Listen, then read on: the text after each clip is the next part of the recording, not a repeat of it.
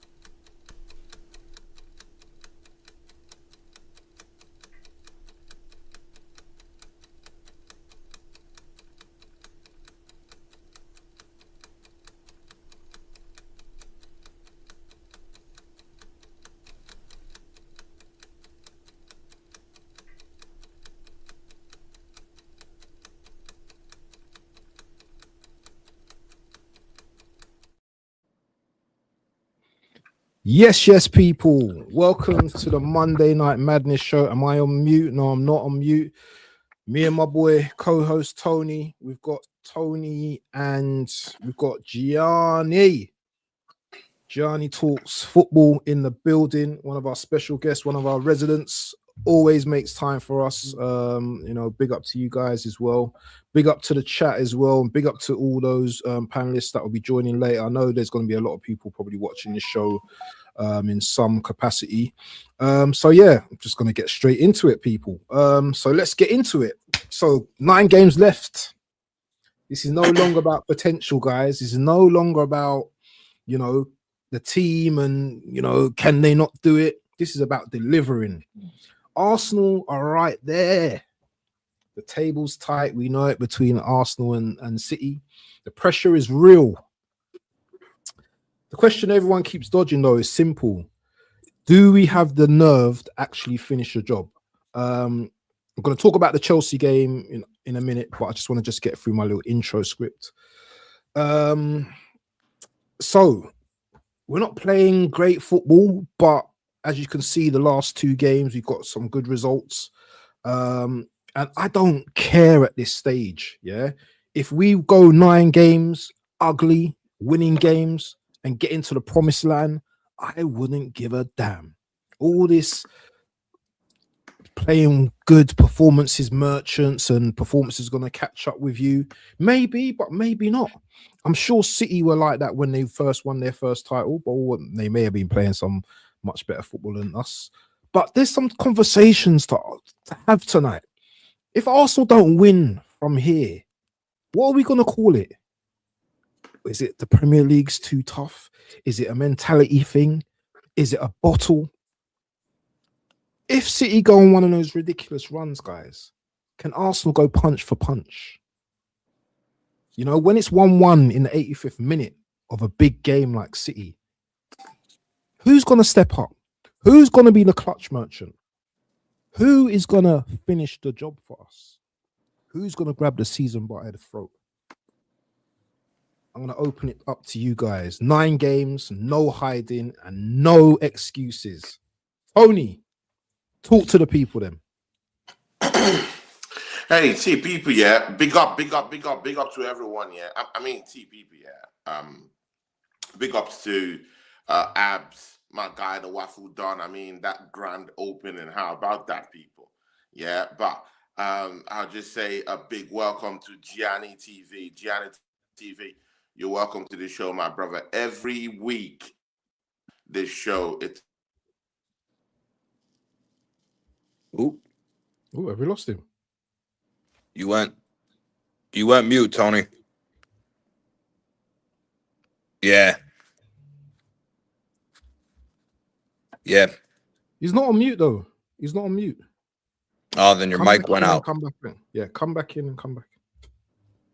Come back in and come back in. Yeah. So yeah, can you hear me? Can you hear me, Johnny? I can hear you. Can you hear me? Okay, yeah, I can hear you. So yeah, sorry, a little bit of technical issues there. You know what? Let's just get into the Arsenal-Chelsea game, man. So I'll just tell you what I saw. I've done a watch along. Watch the Arsenal game, Chelsea game.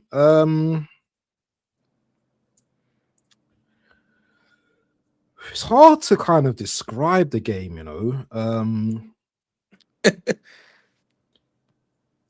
It is because we looked comfortable in the first half, yeah, almost to the point where we should have scored 4 or 5 goals, but we just weren't good enough with that final ball, if you get me.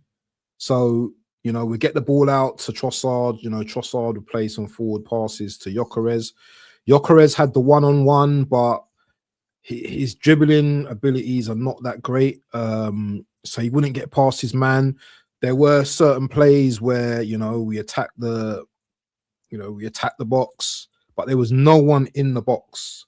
Sanchez, from the outset, he already looked like he was going to have a dodgy game. His kickouts were like dodgy. He was misplacing passes, and it just seemed that we just weren't, you know what I mean? I wouldn't say not at the races, but it just seemed that Chelsea were going to make it a tough game for us. It looked like we're going to have to rely on set pieces, which we did. And that's how we got our first goal. Saka, deep cross into the box, past the second post or past the far post. Gabriel heads it back in. Saliba heads it towards goal, but it takes a deflection off Sarr and goes into the goal. Their back line really nervous. Sarr, being, you know, a young defender, young centre back, not really tested in the Premier League. Obviously, this is his first game. I felt that he was quite nervous in the first half. He was very nervous in the game. Tony, you back? You back? Yeah, can you hear me? Yeah, I can hear you now. I'm just talking about the game. I'm just talking about the game, and then you can come in afterwards. Yeah. Okay. So we scored that set piece, and we're looking okay. So let's go and kill the game now. Yeah, let's go and kill the game off. The referee, I felt, and I don't really like to moan about referees, but I felt sometimes where he could have played the advantage. When we had the ball, he kept stopping it, and you know, it was just a bit messy in that first half. I was like, let's stay tight. Let's keep it tight. Let's not concede before half time. And lo and behold, we concede before half time. And the warning signs were there. There was a corner which was being debated whether Declan Rice handballed it. He went up and he's kind of like, and it's hit his arm like that. And it's like it's going into the goal. And Raya's pulled off a brilliant save to keep it out of the goal. But that was the warning sign. And the next time, you know, Reece's deliveries were superb. The next delivery from the corner, beautiful, bended in again. Nkapé's gone to head it, but he's not got enough on it, and it's just come off his head and it's gone into the goal. So it's 1-1 going into the half time. So I wasn't overly nervous, but I was concerned because this Arsenal at times, they can come out second half and different game. I felt second half Chelsea seemed to be a little bit more progressive with the ball. Chelsea, I will say this year, Chelsea, I don't think they're that great, but they still, you know, remained competitive in the game. They had some chances in that game where they could have scored. They could have scored the second goal as well. But you know, we got that other corner, and Timber scored from that corner. But there were nervy moments towards the end. Garnacho with that ball in, where Raya has made a world-class save. I'm going to talk about Raya later on in the stream as well. There was an offside goal where Gary Neville was chatting rubbish about, oh, they're going to check this. Shut up. The guy was well offside. Delap. Overhead kick. Raya's made a beautiful save again, and then the ball's dropped and he scored again. But we got it over the line. And football sometimes is ugly. You know, football's not always going to be great. You know, you're not always going to see great games. But I think sometimes what we're seeing is a lot of ugly football from Arsenal right now. But as I said, I don't care. If we go to Brighton and we do the same thing and we win 2-0 or 2-1, I'll take it because it's the results that matter. But I've been waffling now for a little while now. Tony, do you want to come in? Yeah, my brother, you are not waffling. I mean, the way you actually stated your point, was just exactly how that game went. Yeah, nothing to write home about. Yeah, nothing of worth, nothing of nothing of substance. In other words, it is just what it is. It was just a 3 point grab, and I say we grabbed it, and we took it away, even if it was a home game, took it away, and that's what you just need written at the scoreboard. 3 points. I mean, there's just those kind of games, that you just get into. Mostly a typical London derby. Yeah, I mean, you just get into them, and the mission in it is just to go down there and pick the 3 points. And there's this thing about Arsenal winning ugly. Yeah, we'll talk about that later on. But again, starting that matchup, when I saw that Chelsea lineup, I was like, okay, maybe this Arsenal team, a home game, London derby, maybe we'll go, maybe we'll, take the game to them just a little bit. When you're seeing Sarr starting in centre back for them, when you're seeing people like Chalobah starting for them, when you're seeing like Hato starting for them, I mean, you see all these clowns apart from James, starting for them. You just wished and you hope that Arsenal would go and turn the corner and just actually take the game to them and push it a little bit more. But to my biggest surprise, even if they had all these clowns sit at the back, of their defense, that Chelsea team was so deep and was so hard, resolute, difficult to break down. Arsenal couldn't really figure them. The first half was the better half that Arsenal did try to pull the weight, but nothing much, nothing of huge, big substance. Santos sent in a few crosses here and there, even from the middle of the park. James tried to send a few crosses down to Neto and down to Yao Pedro, but all those passes were just straight passes. The two teams were trying to gain rhythm, but none really had any kind of rhythm whatsoever. Corner kicks were a bit scruffy. Corner kicks were a bit hotly contested. That's a justification that Chelsea have actually copied Arsenal's script. In fact, most of these teams have actually copied Arsenal's script on how to really take set pieces, mostly corner kicks. If you remember the game against Brentford, you saw how Brentford took the game to us, mostly in their own corner kicks too. There was a lot of pushing. There was a lot of activity going on in the 18-yard box. The same thing with Chelsea. Lots of pushes, lots of touches. The goalkeeper suddenly doesn't have no more protection in the Premier League again. I mean, lots of times David Raya was being pushed. To be very sincere to Chelsea, Sanchez was being, pushed, tossed around here and there. I completely get that. But the same measure was also given to David Raya, and I'm so shocked that there's no more protection in our games for the goalkeeper. I mean, should we start looking into this corner kicks and how it affects goalkeepers more? Maybe that should be something we should look into.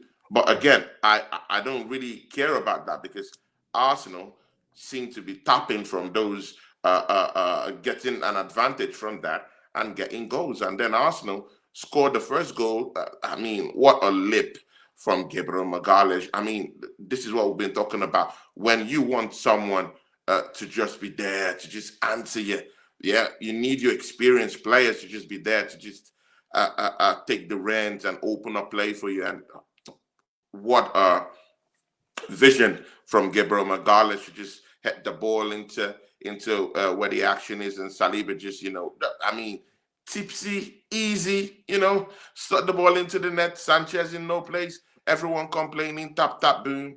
Weapon of mass destruction. Yet again, set piece, ole, ole, ole, ole, again. First goal. Instead of Arsenal to power the pressure more on Chelsea, we kind of like just, lean back just a little bit, trying to just, it was more reactive rather than being proactive. So Chelsea said, okay, Arsenal, if you don't want the ball, We got them won the ball. There's the London Derby. We're not coming here to play. If you want to surrender possession to us, we'll take it. And that's the kind of team Chelsea is under Ressener. I mean, he just started. I mean, he just started instructing the players and they just started getting into the grind again. And that's why Chelsea was having more ball possession than us in the first half. Yeah, even I think generally they had more of the ball possession in that game, bro. I mean, it was shocking, bro, in the home game. So they kept a hold of the ball. They were passing it from side to side. James was a very credible, person in terms of holding up the ball, sending it up pitch. Santos was also there too. Caicedo breaking up play, very far too easily. And that's always been the problem with Martin Zubimendi this season. Far too easily, they kind of like figure him out in the middle of the park. I like Zubimendi, people. I've always credited him as Martin Zubimendi with the accolades that he deserves for his first season. But I mean, that middle of the park was just so easy for Caicedo to just break up play. So anything through the middle was just completely annihilated. Bukayo Saka was in no man's land. Yeah, he had a few, 1-2 touches here and there, but nothing of quality, nothing that would extremely disturb Sanchez. And again, today I was thinking that since Cucurella, who was out definitely due to an injury, and Hato replaced him down there, I was thinking that, okay, maybe this is Bukayo Saka's chance to actually, just take on Hato, who is pretty much unexperienced in this Premiership thing. But to my surprise, Bukayo Saka never really exerted any of his supremacy on Hato at all. Hato actually handled him quite well. And again, Neto was actually dropping back a bit to really congest that right-hand side. To make sure that Saka doesn't even really get anything from that right-hand side. So Eze wasn't really into the game. I mean, he had a few touches here and there, but I mean, just pretty much drab. I would not lie to you. Even if I want Eze to work in that number 10 position, yeah. But people, we should call a spade a spade. And I always like calling a spade a spade. He wasn't really in that game. He was bamboozled in the middle of the park. Caicedo broke up play. Anytime Eze wanted to engineer something out of any of those situations, Caicedo was there to just break up play and get the ball. Declan Rice, just an all-round, mediocre performance from Arsenal on the day. Gyökeres, again, it has been proven. If Gyökeres doesn't have access to passes and access to through balls and access to looked up balls for him to go on the run or to set him up in behind people, it's not going to work. And again, that's what we saw with Gyökeres. No passes going to him, no credible chances, no credible vision of opening him up. And I mean, that's what we saw. Trossard wasn't really in the game. He tried to get himself into the game, but James and his energy was just too powerful for Trossard to actually engineer anything. So Chelsea got back that equalizer. You could see the shabby defending from Arsenal. Again, I'm not gonna pick, and choose who to whip for that, but clearly Nkapi, wasn't totally switched on. Arsenal defense wasn't switched on, and that's what you get when you're not switched on. You have to be switched on 100% in this kind of games. Mostly in a London derby that that Chelsea wants a pound of flesh back for what we've put them through this season. So they get that goal. Nkapi hits the ball towards the net. David Raya was in no man's area. Everyone is pushing, and they got the goal. And again, people. In the second half, when you just felt that Arsenal would probably maybe take notes from Mikel Arteta or whatever, and coming in the second half and just put in a decent shift, it was even worse. That Chelsea was with the ball, they were running the show, but in the middle, but in the attack, although there was nothing of big substance anyway. big calls down there for that handball on Declan Rice. See, people, I'm a referee. On a good day, I call that to be a penalty. To be very, very sincere with you guys, I mean, there's two situations. Yes, there's two situations that renders that a penalty. When you're in the box, you have to make sure you are not really having your hands all around a player's neck. He had his hand all wrapped up on the player's neck. That's number one. You don't do that. Mostly when there's VAR going to check you later on. You don't do that. And that was in the penalty box. Secondly, his hand, the ball touched his hand in the box. His hand was lifted up in an awkward position, not in a natural position. That's also a penalty. But you know what? Yeah, I'm an Arsenal fan. I'll take that. You know, I'll take it. We escaped from that one, people. So, you know, but that was a very big call. And again, that should shed a light on the kind of VAR systems that's actually dictating who has a penalty and who doesn't have a penalty, and how, you know, how messed up it is, that whole situation is. But I'll leave that one for you guys to talk about later. There was also a very big call on a goal that was scored by Chelsea Football Club, bro. I mean, the lap, I think Neto was in an offside position in the second stand. So that's what people got confused. But anyway, it was in an offside position. But again, Arsenal, nervy moment again.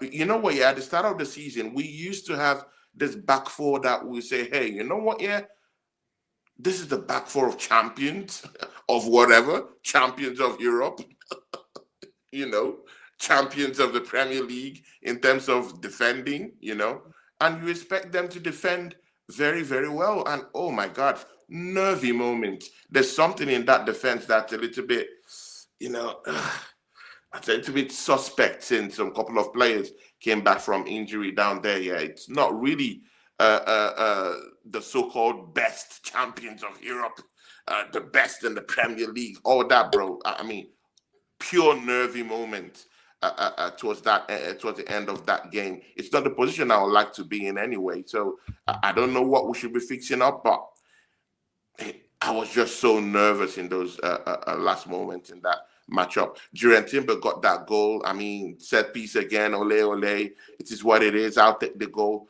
See, guys, yeah, there's nothing to write home about this game.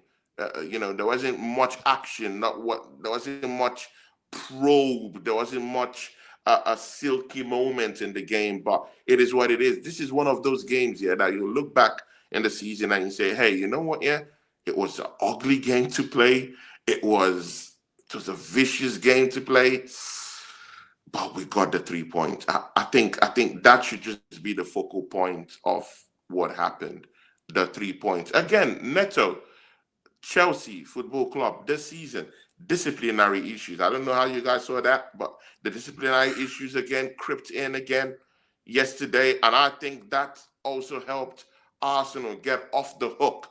Because Gianni, if you remember, they were really, I mean, they were really on the, you know, on the lookout for a goal, you know. I mean, they were really pushing, you know. That was in the heat of the moment when they were really pushing for their equalizer. But somehow a red card came up for Pedro Neto. I think that was a yellow card, a second yellow card.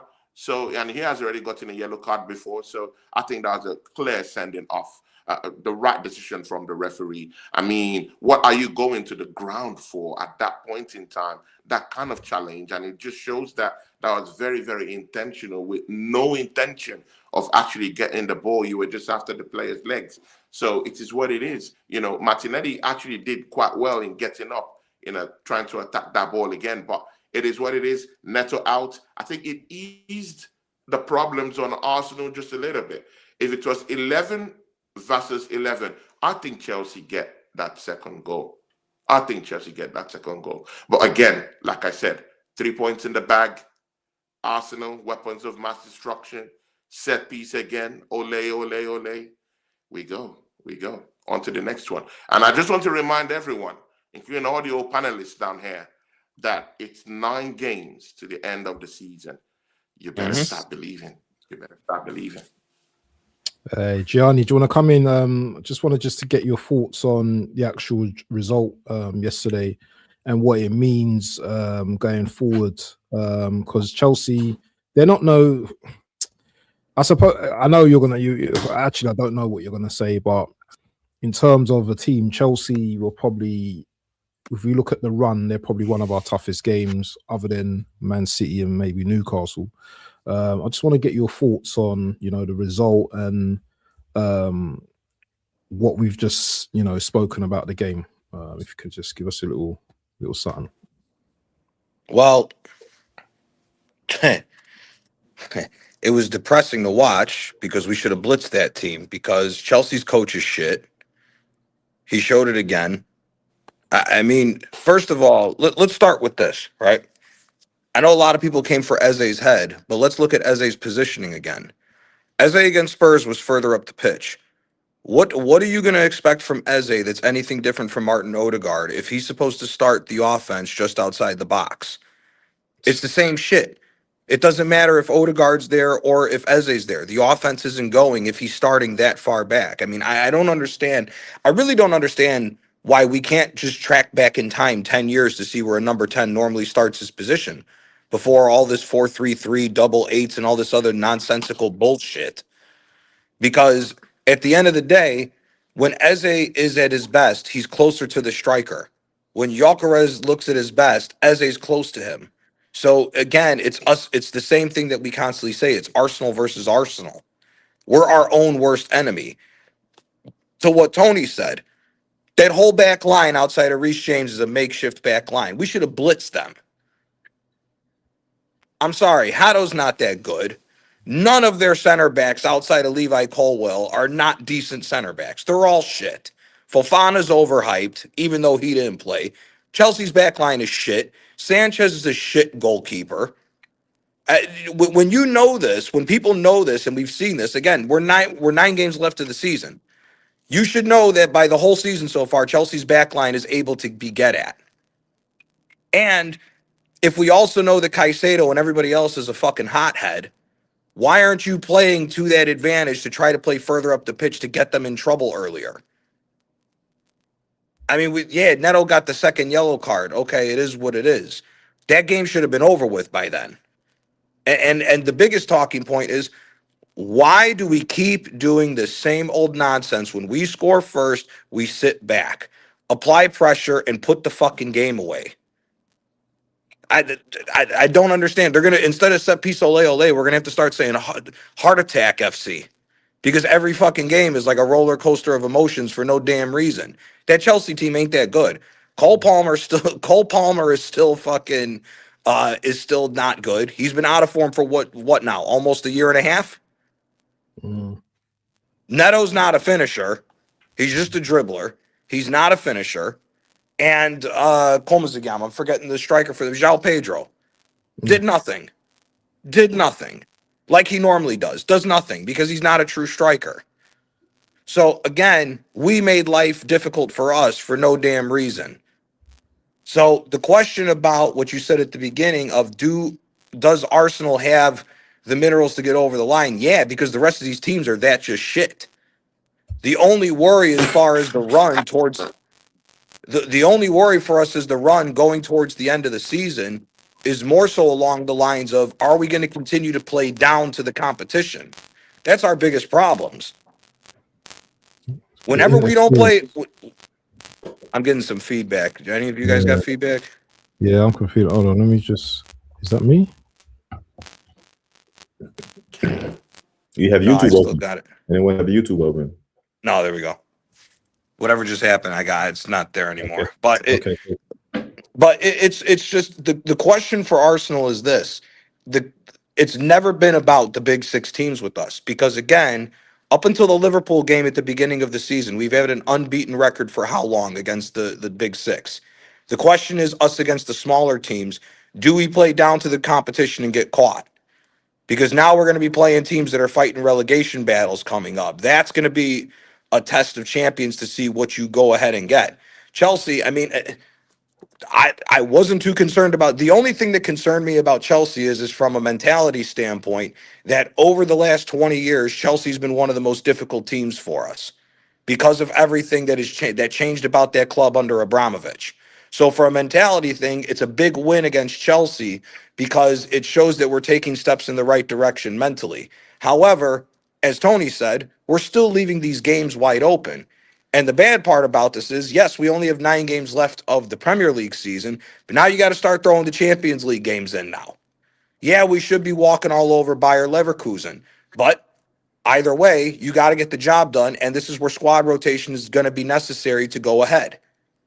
Because, again, as I said again, I don't know how much longer Rice has got in his legs because Rice looks like he's dying out there. So does Timber.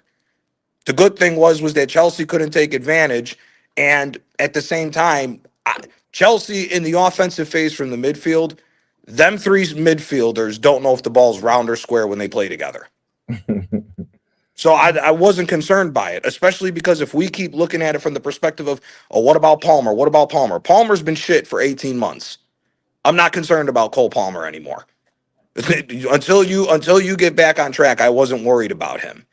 So at the end of the day, yeah, it's good to get the 3 points, but again, and I agree with you, if this is the way that we got to get over the line, I don't care.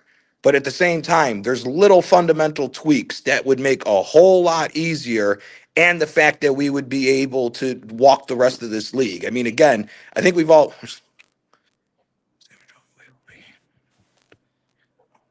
Yeah, that again, I stand by it. Whoever wins the League Cup is going to win the league. That's the thing for me that's going to be the decider in this race.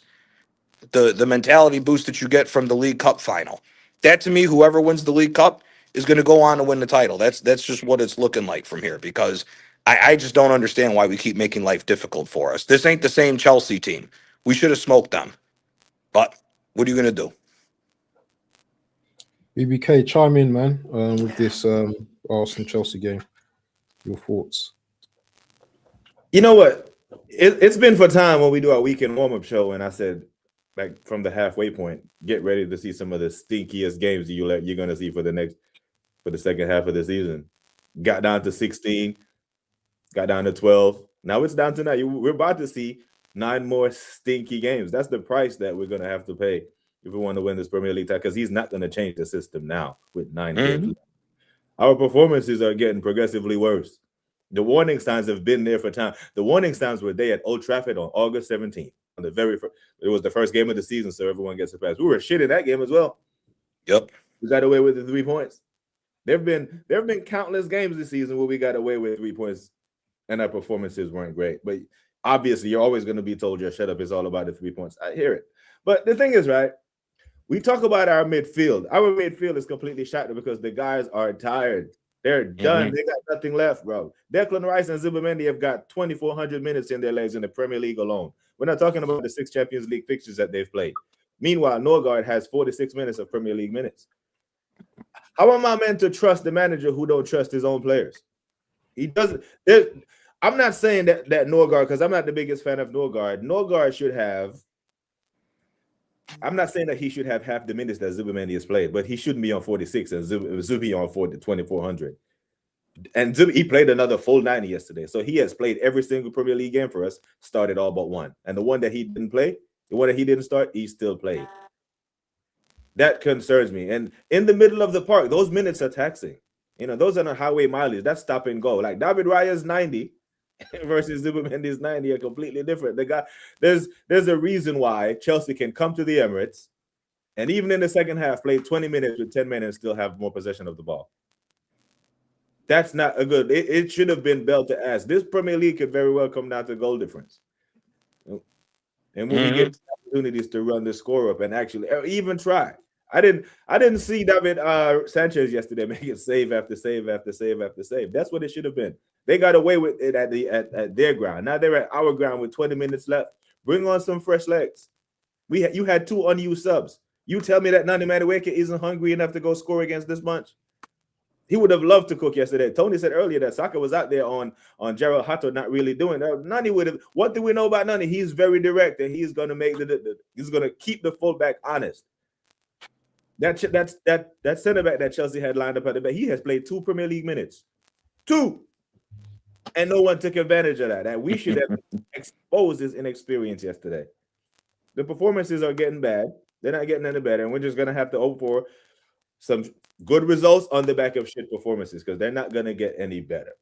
That's what I think. But I was never worried about Chelsea to the point where I thought we would win the game. When they got back into the game, I still think we'd win.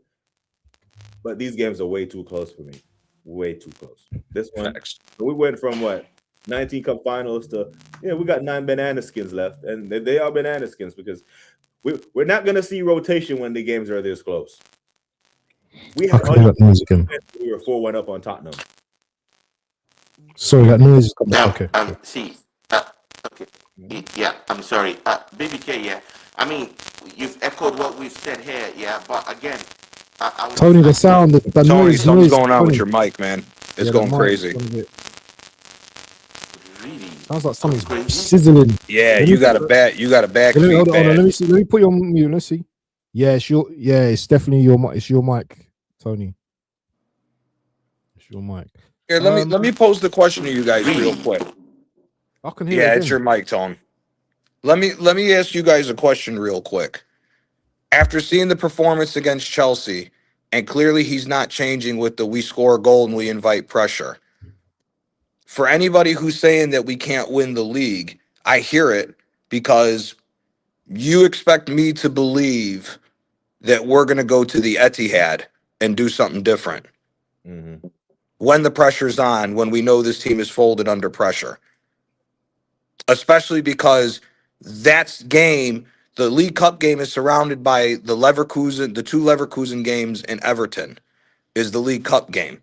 We don't know where these next Champions League games are, and they could potentially land close to that City game at the Etihad. So my question is, do you guys think with the way that the chips are falling right now that we're going to be able to go and do it at the Etihad? Because I'm scared this is a situation where Arteta's going to play for a draw in that game and we get caught out with the way we're playing. Because again, that should have been a blitzing that we should have done to Chelsea. Yeah. I mean, if the question is, do you think we're going to go to the Etihad and win? It's a hell no for me. It's not a no. It's a hell no, and that's why I think it was match week 9 when I was so irritated that we dropped points at the Stadium of Light. I'm saying, how am I meant to believe in you to be brave in match week 33 away at City, where you weren't even brave in match week 9 away at Sunderland? Because you weren't brave. You took Eze off to bring on Mascara. You take off an attacker for a defender. Even this is not my words. Even Cesc Fabregas had said this, and he's been in every facet of football. When you take off an attacker, bring on a defender, the signal it sends to the other team is come on to us. So I don't think we're going to go to Manchester and win. I really don't. So it's incumbent upon the team and the manager to make sure that we have a healthy enough lead to survive a draw. I don't think we win there. Just like if the Chelsea fans were thinking they were coming to the Emirates and win, like what historical context are they basing that on? They haven't won at the Emirates for 5 years. When's the last time we went at the Etihad? We don't win there. So I don't think we're going to win there. But surely we have to go there and do something. I don't see it. On the point I wanted to actually talk about, BBK, you mentioned rotation. The audio is low. Your audio is going wild again, man. Yeah, it's still there, bro. It's bad. Let me just big up my boy Elite Footy Talks in the building, Johnny. If you want a guy that loves football, get him on your show, yeah, to do, you do your team. I'll hook you both up afterwards, yeah, because I think his team will be interesting because he loves Italian football, he loves Totti and all that. So yeah, that's all I'm gonna say. This it's always coming down to this. Let me just change the layout a bit, man, because it's a bit bug. The conversation always seems to come down to this City game, and we sound nervous as hell. Now, BBK, obviously you're a sergeant, commander, leader, whatever you are, yeah. If I'm going into battle with you and you're my commander, and we're going in, and you're saying, I don't know about these lot, man. I don't know if we're gonna make it tomorrow. You know, I don't think that we're gonna be able to handle the battle, man. I'm gonna be thinking, what's this guy? What kind of motivation is this? I know there's a real listen. On any given day, yeah, anyone can get it. But surely we don't have no belief going into this game. No actual belief. I don't have any because we weren't even brave against Man Do you City. think we're gonna lose then? Do you think we'll lose then, or draw? Yeah, I think we lose there. So ultimately, you don't believe we'll win the league then? Correct. In that. Yep. So we've come all this way. When people are telling me that we're crumbling, I think the crumbling has already happened. We fucked it at Wolves, bro. I don't. If it comes down to that one game, if all the results are equal, they win all their games leading up to April 18th. We win all our games leading up to April 18th. I think they beat us there. I don't think we have the bottle to go there and win. When's the last time they beat us? The 4-1 in 23, 22-23. Oh, okay. The man was pulling out his scrunchie and then scoring. Yeah. Yeah. So you, man, we might as well just like, you know what? The lead up to then losing the Carabao Cup, season's over. No, I think we win the Carabao. Why am I doing watch-alongs if all it is we win the Carabao? Huh? I think we'll win the Carabao. I think we win that. It's a one-off at Wembley. I think we win that. In a Premier League game, Man City are gonna come onto us with fresh legs. Our the amount of minutes that Declan and Zubimendi are gonna accrue on their legs between now and then, it's already catching up to them now. When have we ever seen Declan Rice ask for a sub? You know, never. Facts. He did yesterday. He's tired. Did he? Yes. Yeah. He's tired. He's done out here. And if he didn't ask, Arteta would have let him die out there. He would have played a full 90. Zubimendi did. Like, we know that Christian Norgard is not an 8. Declan came off. Zubimendi, it was Norgard that came on. And they're gassed, bro. And we have Champions League fixtures. We have a final. And Carlos Baleba got legs. Runs a lot in that midfield. Him and Minte, we're going to need a Declan Rice against Brighton. So he, even with the physical discomfort next to his name on FootMob and SofaScore, he is playing on Wednesday. But every game on the running, yeah, and I'm not trying to do my big up to Cape here. I'm not trying to do the Cape positivity thing, yeah, but I believe that if we're scraping past games and winning games, yeah, that's enough for me. All I want to see is that result. Arsenal win. I don't care about performance at this stage. I don't. You know why I care about performance, Waffle Don? You know why I care about performance? Because we can get away with that shit performance against Chelsea because that's the lap. On April 18th, that's Holland. That's not Pedro Neto now. That's Turkey. You know, that's not Cole Palmer. That's Marmouche. But the league might be lost or won by the time we get there. These men have to play games as well. City have to play games as well. They might draw games. I don't believe that we should be just focusing on that City game, the Etihad game. The next game is what we should be focusing on, and that's Brighton, because as people were saying, that could be a potential banana skin. I still believe that because I go into every game believing that we can win now. I don't have this pigeon chest that I don't believe we can win because we're Arsenal, man. No matter how we'd beat Chelsea. We are. I knew we would beat Chelsea. I think we beat Brighton. You was worried about Chelsea though. I predicted a 1-0. I don't think we'd lose to Chelsea. I think we will beat Brighton. I just don't think we beat City. I don't. Yeah, but how many games is City ahead? So there's Brighton. How many games? We've got Brighton. Who we got after that? Is it Fulham? Match day 33 is City. So 4 games. We got 3-4 games. So yeah, we've got a few tricky games by the time we get to City. It could be all over by the time we get to City. City might be ahead of us. I just think that as fans, yeah, we need to concentrate on the game that's coming up, not on City. City ain't concentrating on us. They already think they're going to beat us at home. We just need to concentrate on the games that we're playing. Mhm. Yeah, we need to concentrate on the next game because we're thinking too far ahead. We're thinking too far ahead. No, I'm thinking about Brighton. No, not Brighton. I'm thinking about Brentford. I'm thinking about Wolves. I'm thinking about Forest. So away. the games we drop points, Yeah, Liverpool I think and that's all where that. we fucked But we off the league can't title. get those points back. We can't get them points back. That's now. what I'm saying. I think that's where it went. People still think we're crumbling. I think the crumble has happened. That period of play in those games where we went 180 minutes, didn't score a goal between Forest and Liverpool, hurt us. And the thing is, Wolves and Brentford, we were leading in the game. We dropped those points from winning positions.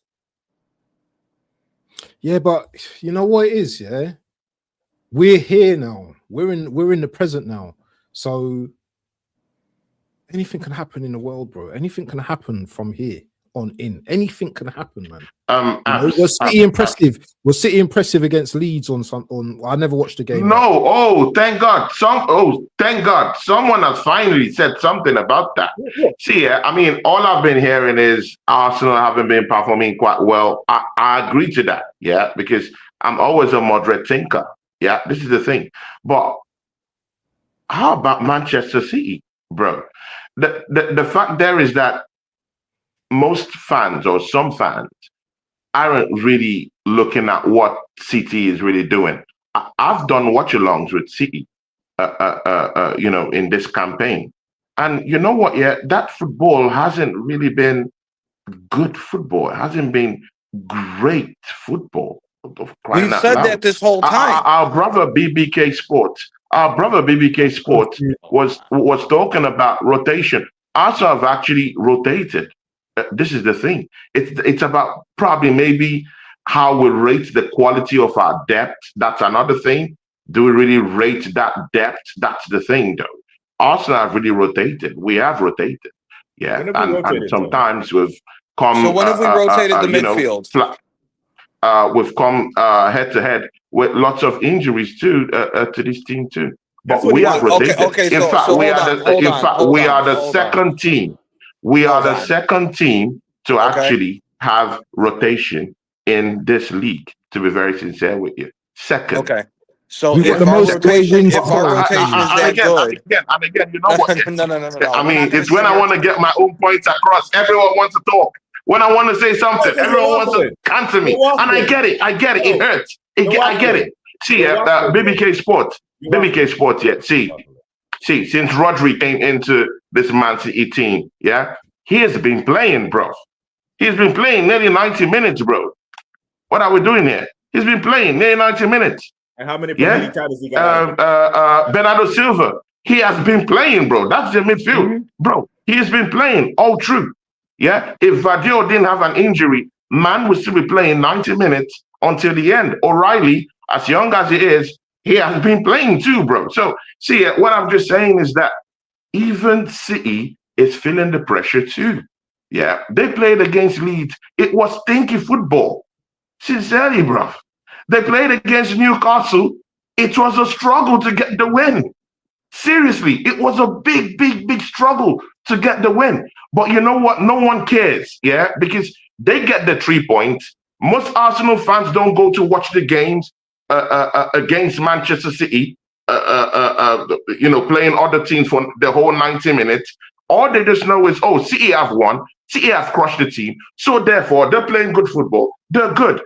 And that's not, in fact, that's the wrongest way we should be looking at this thing here. Because the way Arsenal is being portrayed in the media, it's so diabolical, bro. Yeah, ugly football. Yeah, I get it. Yeah, everything set piece ugly. This is good. It's not good. Oh, good. So when Liverpool have scored more with set piece goals this season, bro. Oh, they're playing good football. But when Arsenal uses a set piece to score goals, it's now become, it's ugly, it's boring. Bro, come on, man. We all know the narratives out there about Arsenal. Yeah. But again, it is what it is. City is struggling. The pressure is real. A team like Wolves the other day was smashing up Aston Villa. No one was talking about it. No one was talking about it, bro. And this was a team that, including BBK Sports. I mean, BBK Sports, you remember when you said, it's a 3-horse race? Aston Villa 2 is looking good to, be in the mix of that one. Now they're bonded out of that 3 mix right now, innit? So no one is even talking about that right now, yeah? But again, see, the truth of the matter is that the Premier League has become more contestable. These other teams have found a way, to be more competitive in the league. This is all I would say. Okay. All right. Okay. So first of all, no, the league hasn't gotten more competitive. It's the bigger teams are trying to think like smaller teams. Let's start with that nonsense, because all these other teams, like Chelsea, like Arsenal, are not operating the way big teams are supposed to. These teams are all trying to go against the grain of the history of the sport when you look at it from any other league that was big. So that's a false narrative, number one. Number two, Manchester City, we have been said this about this City team, that it's not the same team and they're playing shit football. The problem is this ain't the same City team. They don't have the same players that got them through all the victories, and we still let them back into the race. That's why there's the cause of concern, because even though this is the worst City team that we've seen since Guardiola first got here, and we're still trying to give this league away to them. That's the reason why there's a cause for concern. Johnny, is this okay? So this is what you're saying. What you and BBK are saying, 100% are correct. But what is the reason? Is it the nerves, the mentality? Is it the players? Is it the manager? Because I don't think everything is down to the manager. The players are on the pitch and they're doing some stupidness at times, giving the ball away. Bro, but here's the thing. We're seeing the same fuck ups. We're seeing different fuck ups, but the same system. Again, what have we all just said here? We all unanimously agree that if we take it to teams after the first game, after the first goal, this league would be done, correct? We've all said this. There's been too many games where we've dropped points. This game, the game against Wolves, the game against Brentford should have been a blip in the fucking road, and we should still be 8-9 points clear. That's the reality at the end of the day, whether anybody wants to like it or disagree with it.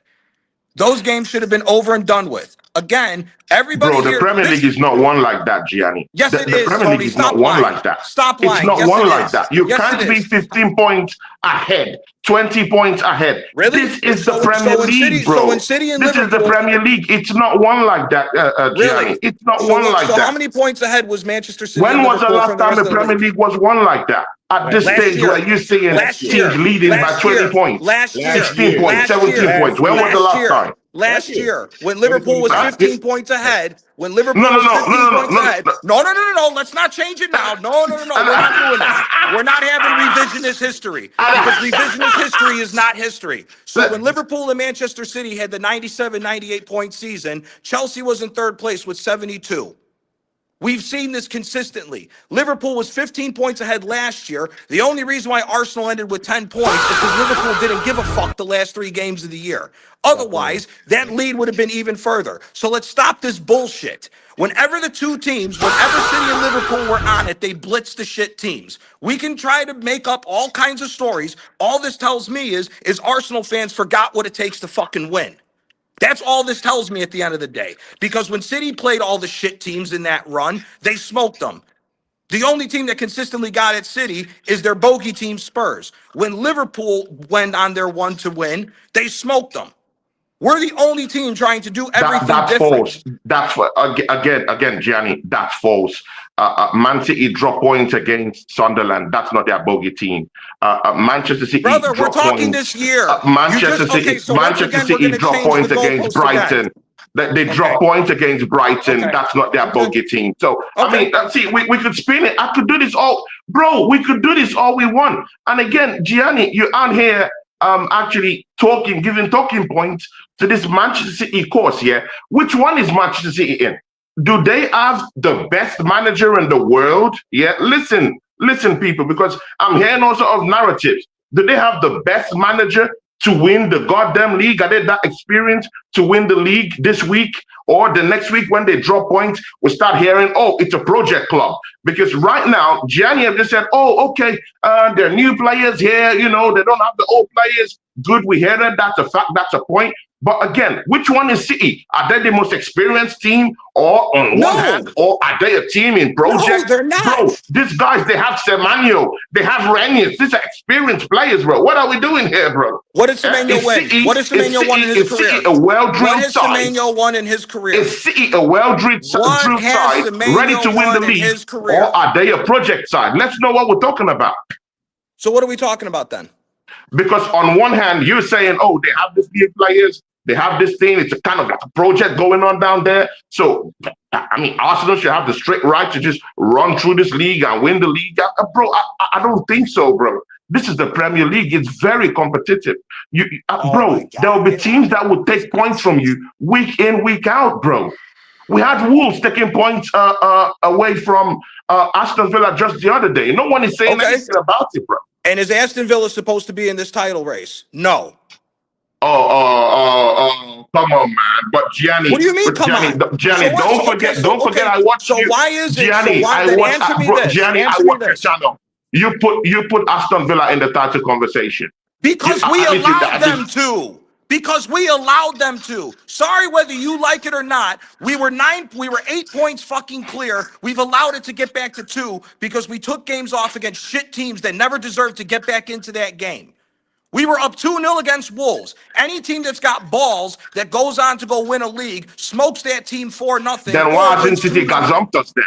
Why hasn't City gazumped us then? If we're that poor and that bad and City is that good, why aren't they 10 points ahead of us, bro? Oh my God, you're missing. Because you, bro, you're taking it the other way around. The City team. I have to defend myself the other way around too. No. Let's make this very simple. Where do you rank this Manchester City team out of all the years that you've watched them since Pep? No. We're not. Right, of course not. We're not going to do that because then it exposes that $1 billion team is not. Gianni, we've not seen the output yet. We can't do that. We can't efficiently do that because we've not seen that. We've not seen them win a trophy yet. They might win a trophy this season. You can't evaluate them. No, it doesn't, bro. No, it doesn't. No, the only reason why you're not doing can't evaluate that team right now because you don't know if they're gonna win a title or not. Let's wait and see. Brother, they have a Carabao Cup final coming up against us. So let's wait and see. You can't rank them right now.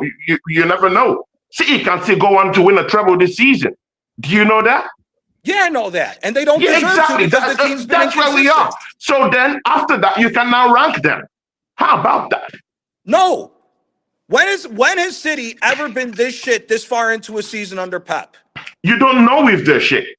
Sincerely, you don't know if they're shit right clear now. And gave the lead away. You don't know. You could call them shit and they could go on and win a treble. Would you still call that team shit at the end of the day? No. So the best basis for you to effectively check where they are as a status, as a team, is by waiting to the end of the season and see what they get for you to be able to say, oh, that team is shit. Because you can't tell me a team is shit and they're winning a treble.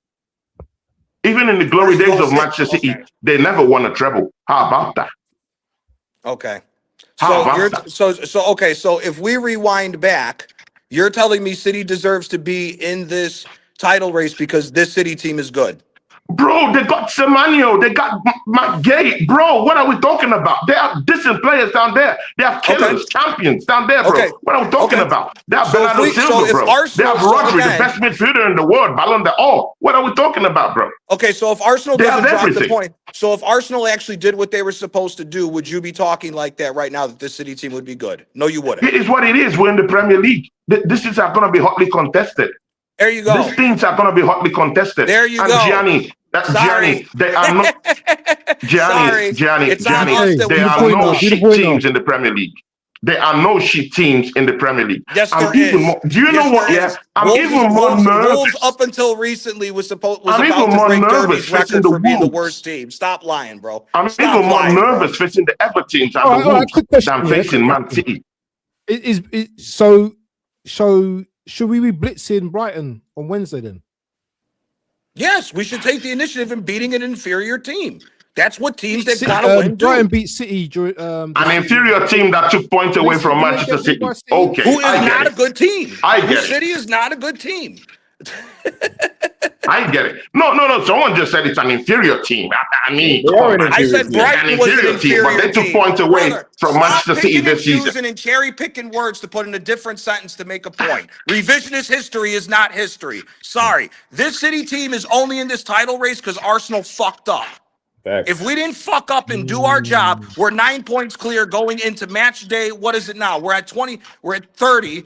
No, we're at 29. We're going into match day 30 with 9 points. Nobody here would be complaining about anything if we kept the same energy and kept our points. Nobody Good, would. Gianni. Gianni, you know what? Yeah, that's a fair assessment. I completely agree with that. Do you know my rebuttal? My rebuttal is, you know what? Yeah, Man City have also allowed Arsenal to be at the summit of the league. You know why? Because at every instance Arsenal have dropped points this season, they failed to capitalize and go top of the league. 100%.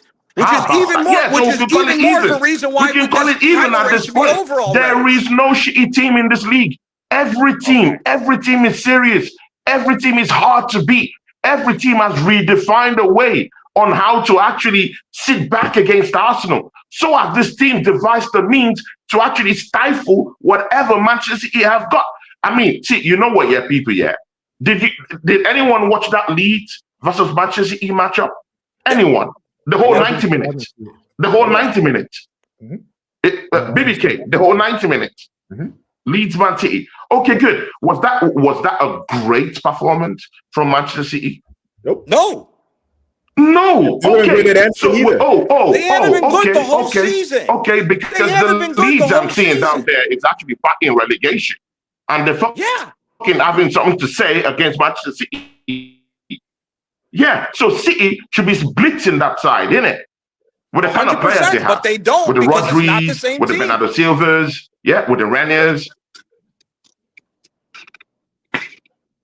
Whoa, hold on. I don't know. That last name is the perfect. If you don't think is the perfect name. That last name is the perfect name. Everybody hyped up that fucking bum to Gianni Reinders because nobody watches Serie A. He's a fucking bum. Only shows up when the rest of the team is doing good. That's why he wasn't there for the Scudetto. That's why AC Milan never fucking won again after they got rid of Kessie, because they thought Reinders was something he isn't. Reinders is a fucking bum. Go back and watch Serie A. They do not have a team that's on the same level of what they used to, which is the reason why Arsenal should have already got this league over with. That's exactly my point. If this was prime Kevin De Bruyne and Ilkay Gundogan, it's a different fucking story. It's a different story. So what do we do from here then? If we got BBK in the corner, that doesn't believe that we're going to win the league. And Gianni, I know you said it on several streams that you still think we will win the league. Of course, Gianni's how a believer. Do we convince BBK that we're going to win the league? What do we need to do as a collective to still win this league? Two real quick, Taryn, just two things. Don't back off when you get the first goal, and control the game through possession. That's all you got to do. That's all you got to do. All the teams that have won this league recently, when they get the first goal, they don't let up and they control the game through possession instead of inviting pressure. We're the only team that's trying to do it backwards. We're the only team. But can you sustain that for a whole game? Yes. Brother, how many titles did City win doing that? We're not City. 6. It doesn't, brother, stop saying that. We're the best team in this league. City is not the same team. Stop saying that. Champions go out and win. The last team that won defending trying to do this shit was Diego Simeone's Atletico Madrid. Every single fucking team that wins scores the most amount of goals. Gianni, I need to bring you back to the light that at the start of this show, you actually agreed with BBK Sports when he said that our midfield is totally in tatters right now, that they're tired, they're completely banged up. I just want to remember you of that point. I share in that vision. I clearly understand, and that's true. That's factual. But if you agree to that point that BBK said, that we're being overrun by fatigue, do you think that's a valid question from Abs? Do you think we can actually sustain that for the whole 90 minutes? I'm just asking because when this because you play know is why? already This is a completely banged up in the perfect middle. question. Yes, because this is a perfect question because you do more running defending.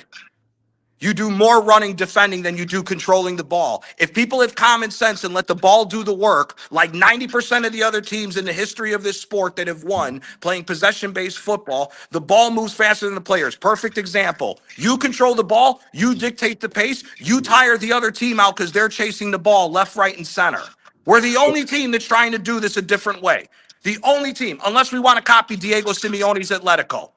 That's the only team in recent memory that didn't control the ball and let the ball do the work. Quick question. I don't think we have the. I don't think we have the players with the skill set to actually sustain that for 90 minutes. We don't have the skill set argument to is go coming. sideways to sideways. Yeah, we've been doing it all year. No. We've been doing it I'm all talking year. of playing high octane football for the whole 90 minutes. That's what I'm talking about. Brother, you don't Playing need high to. octane football for the You whole don't 90 minutes. need to. We don't have the my players God. to sustain that kind of technical play. Okay, let me ask a simple question. Did you watch any of the great teams in the 90s in Italy? Did you watch AC Milan or Inter? Yeah. You did? Bro, I Okay. did, bro. Okay, so then when AC Milan won all them titles, when they were up 2-3-0, what were they doing with the ball? Controlling the ball. That's all they did. They didn't allow the other team any space to control it. So you're telling me this that we've is the Premier League. Brother, the Premier League has never hit the heights bro. of that Serie A. Sorry. There's been 7 different teams that won a league No, title. we don't even have to go into that. We don't even have to go into that.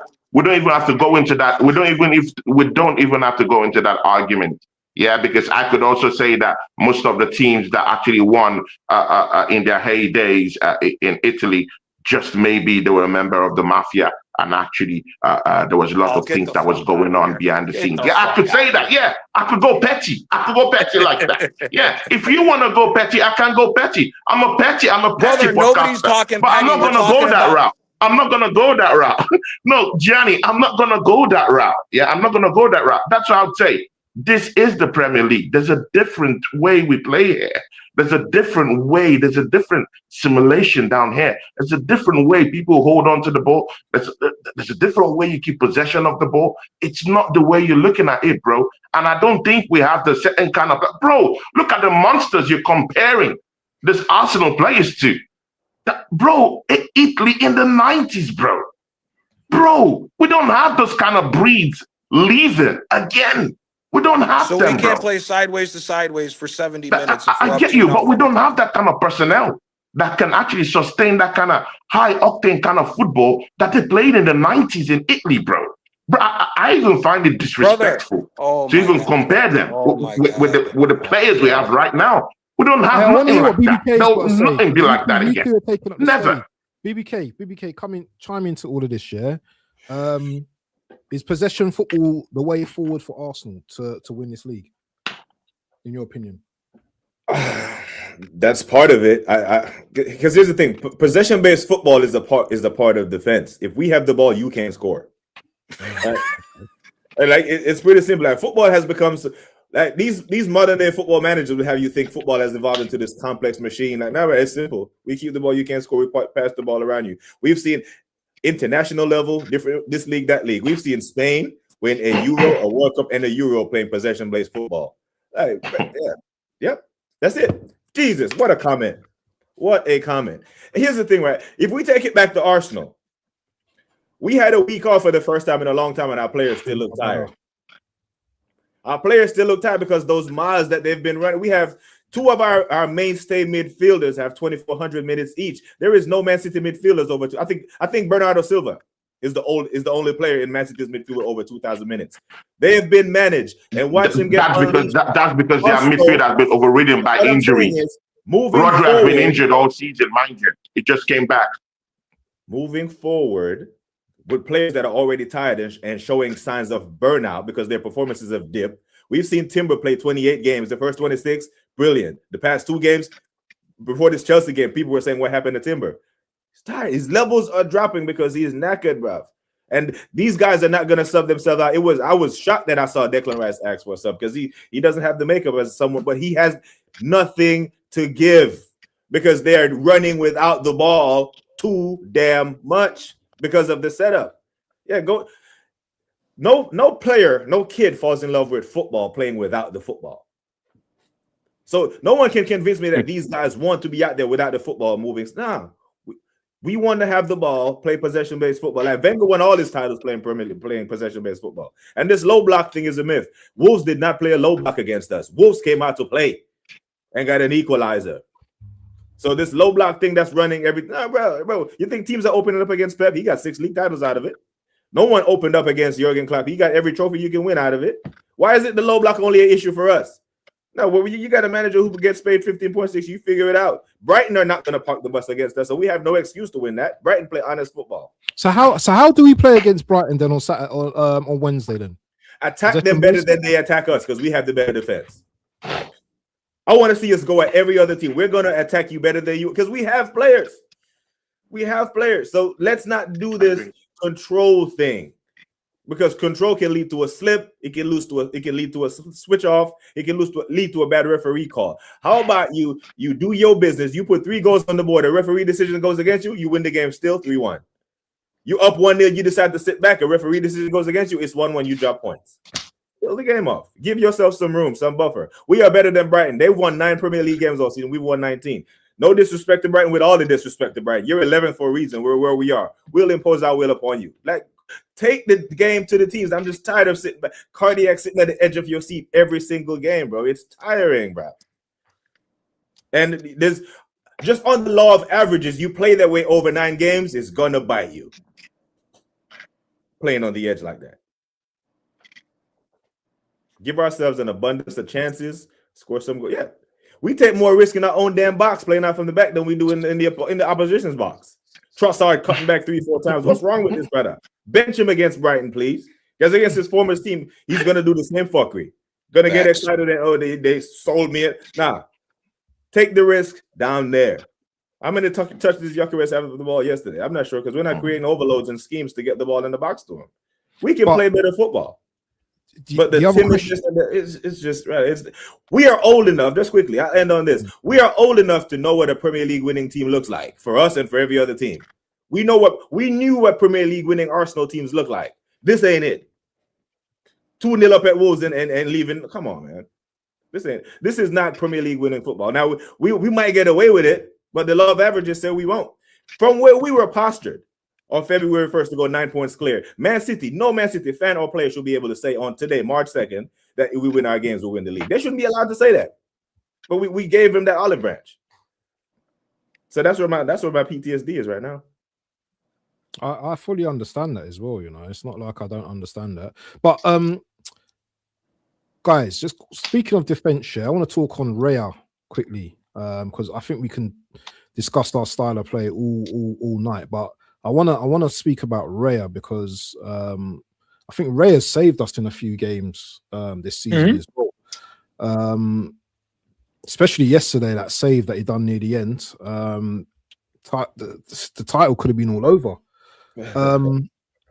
What's your thoughts on Raya? And in terms of class, is he getting into any conversations yet, or does he still have to win something like everyone else says he has to win? But on ability alone, where we at with Raya now? Is he knocking on doors? Because he seems to be like always in the conversations, or always up there with the most clean sheets. I think he's got 11, I think, and Donnarumma's got 10, or they're both on the same clean sheets. What you man saying on Raya? Good shot stopper. Nobody's taking anything away from him. I've said it for time. Anybody who tried to blame Raya for that goal against Wolves, it wasn't his fault. If a goalie, it's elementary school shit. If you come out and say my ball, the defender should be getting out of the fucking way. Raya's been good all season. Raya's been good for the last 2-3 years. The question goes back to the manager with his tactics again of what you're doing with the goalie, taking him out. We all know Raya is one of the best shot stoppers in Europe. Anybody who tries to argue against that ain't watching ball. We should all know that he's a good shot stopper. He puts himself in questioning decisions and positions, whether it's on him or the manager is telling him to do that. But shot stopper, he's one of the best in Europe. I don't even think there needs to be a question as far as that.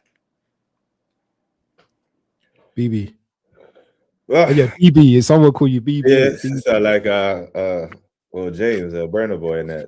Yeah. The thing is, I think we got a few problems at Arsenal Football Club. I don't think Raya is one of them at the minute. I don't think he's kept us in more games than he has cost us. Exactly. If I'm gonna put it that No, way. no, but that wasn't my question to you both. Yeah, I'm not. I'm asking you on the scale, like in the world. Should we be having conversations about him being as the world's best goalkeeper, or are you guys not for me? Not there yet. No. I think you got guys like Donnarumma, you got guys like Allison and Oblak and Courtois and all them, man. There's the next tier. He's in that next tier. I think he's serviceable goalkeeper, but he doesn't have that. If a player is clean through on goal, if that's Allison on goal or Courtois, they're thinking twice. I have to get this perfectly. I don't think Raya has that presence around him. Presence. Yeah, he doesn't have that, and part of it is because he's not physically imposing. I think he's like 6'1", 6'2". Yeah, that's There's right. something about having a guy in the damn goal that's 6'5", like that Courtois man. And that's one of the things why I never put any stock in XG, because who are you one-on-one against? Was it Allison? Was it Courtois? Or was it Onana? Because if it was Onana, you can close your eyes and take a shot. It's going in. You know, you damn near have to be perfect to get by Courtois, Allison, and all these men. And yeah, so I think Raya is a serviceable goalkeeper. I just don't. Yeah, once he starts winning and racking up Golden Gloves, he can put the accolades on the table. Then we're like, now we can have a conversation. But he's not. It's only when it comes to our club, that there has to be conversation. You know what I mean? Like only unless we win something, a player seems to be world class, and it's frustrating, but it seems like that's the basic, innit? You know, I'm there with our defenders, because our defenders, I think everybody wants them. I don't think every club in the world wants Raya. I think every club in the world, if Saliba and Gabriel become free agents tomorrow, they're lining up. Even Timber, they're lining up to get their services. Don't think they're doing that for Raya at the moment. Facts. I hear it. So moving on, we're gonna, finish the show soon. Rice, he's looking a bit tired. As BBK said, he's looking tired, looking very tired. Would you risk him on Wednesday? He looks tired. Would you rotate him? I don't know if Norgard can't play in that 8 position. He came on. Nah. We've got to rotate. The problem is Rice shouldn't even be in that position. We've gotten this wrong the whole season. This is what I'm saying. It sounds like we're Rice. being Come on, revisionist. if we really look at Rice here, you want to have the uncomfortable conversation. Rice is one of the best holding midfielders in Europe. He gives every single holding midfielder a run for his money because of his engine. The problem is we're not playing him in the proper position. Facts. Tony's been right to give Zubamendi the accolades that he has, because Zubamendi has surprisingly been very good in a more forward position. So again, there's an old saying in sports: if you're going to play the hot hand, play the hot hand. If he's been the one that's been getting the goals, why don't you keep him in that position and let Rice? We just said about the defenders, right? If you're telling me that you got Rice sitting in front of that defense, and everybody is healthy and we're not being ran into the ground, who is really scoring on us? We can, if we put Declan Rice in front of our defense, we can play 2 10s. Damn near. That's a very good point. Yeah, that's a very great point. But I want to take you back, to the game. Do you guys remember the game that Declan Rice was with the ball, was keeping possession of the ball? Yeah. And some player just came up and took the ball away from him. Tap, tap, boom. The defense is open. Tap, tap, boom. They scored a goal. Do you guys remember that game? This was 2 games ago. You talking about the? Against Spurs. For the Tottenham game. Spurs. Yeah. Against Spurs. Exactly. Against Spurs. Yeah. Now, that's someone that's talismanic as Declan Rice. Yeah. Who we can say, okay, good, let's even put in that number 6 position. And he was just inches away from our back 4. And he went on to give the ball away. The thing is that even Declan Rice this season, bro, let's call a spade a spade. He hasn't really been that tremendous this season, bro. I mean, the But accolades just Tony, do came you for put him that? too Do you put that much, down playing? too much, and now it's unraveling. I agree with you, but my mean, question for you is this: is it because it's unraveling because he's gassed and tired as hell because he's not playing in his proper position, or is it because the other thing you could say is we've seen Rodri, who's won a Ballon d'Or, make mistakes like that before in the past. We have. We saw him do it at Atletico. We've seen him do it at times at City, and he makes up for it. The great players make up for their mistakes. Rice in that number 6 gives everybody a run for their money in that position across Europe. And if I you hear you, manage but his at the tail minutes, end of last season, it's at the not tail end only of the last season, fatigue. it fizzled out. 2 seasons ago, tail end of Correct. last season, it fizzled out. Correct. It's now a recurring factor in his game that every season, at the tail end of the season, he's usually gassed out, and this kind of things happen to him. But Tony, what I'm asking you is this: is it because he's playing out of position? Because even though they're nowhere near on the same level or fought anywhere near, I remember watching Declan Rice with West Ham not only play European football, but also in the Premier League, do decent, and was nowhere near as gassed as he was because of the fact that he wasn't playing out of position. He knows what he's doing in that number 4. He played in the pivot with. When he was played in the scoring pivot, goals, but he sits early further in the back. season, last season, this season, when he was scoring goals, everyone was saying, "Oh, he's good in that number 8 position." Oh, when he scored against Real Madrid, people were saying, "Oh, okay.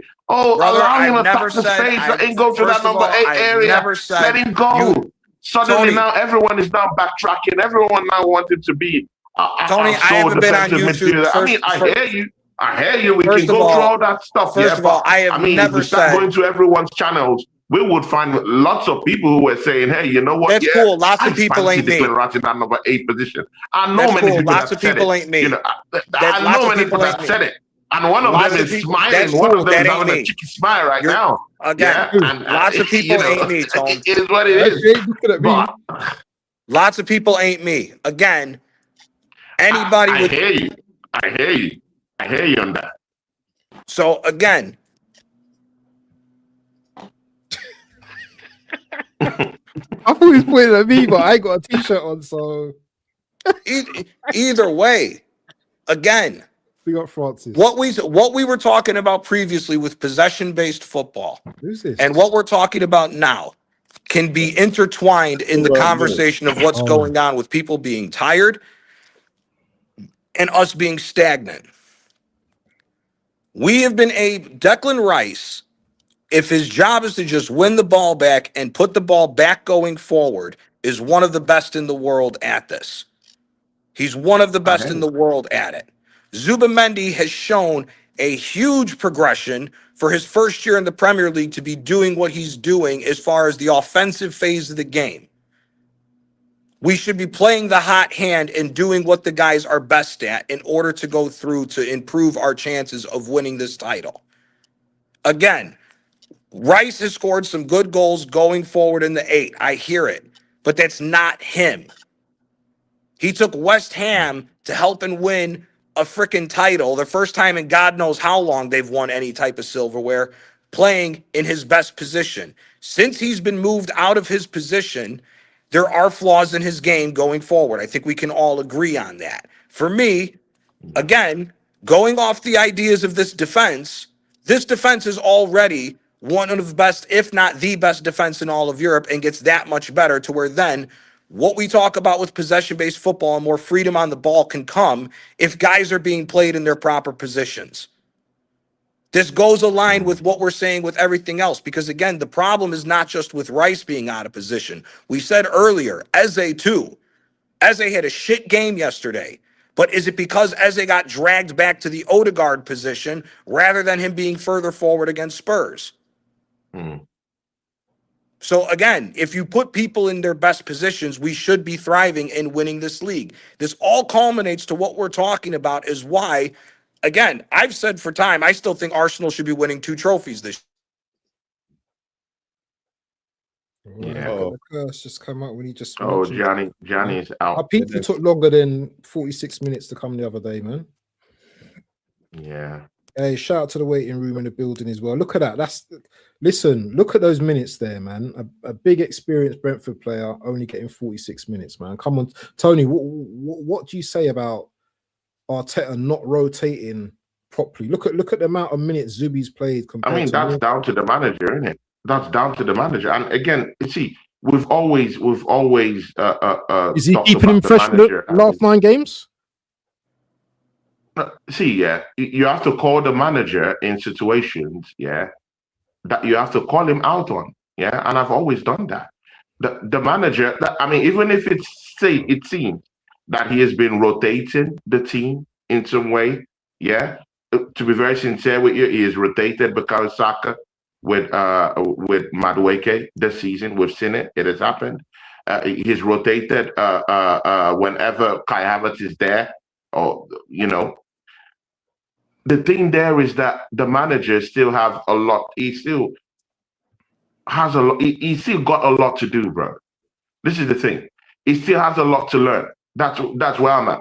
It's a baby manager. This is where I'm at with Mikel Arteta.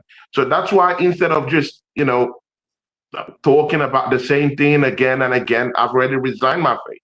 That this is where we are with this manager. This is what we get.